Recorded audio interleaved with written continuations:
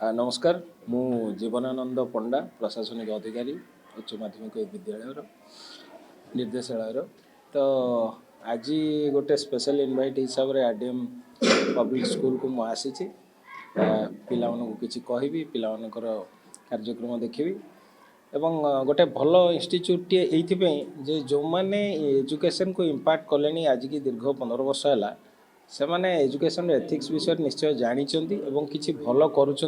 पिला नुआरे एडमिट होकर निजर ओन इंफ्रास्ट्रक्चर भारी सुंदर एवं पिला सागर मिसिली पिला माने भारी इच्छुक परफॉर्मेंस देखा आज दिन दर्पण हूँ रिफ्लेक्शन आम देखू सबू स्कूल जमी एनुअल डे हुए आंकर भी एनुअल डे होची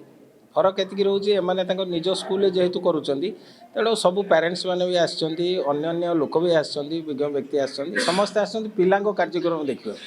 एवं मो विषय मुझे कहि भी पिला आज किसी शिखी कौनटा नुआ से कौनटा कर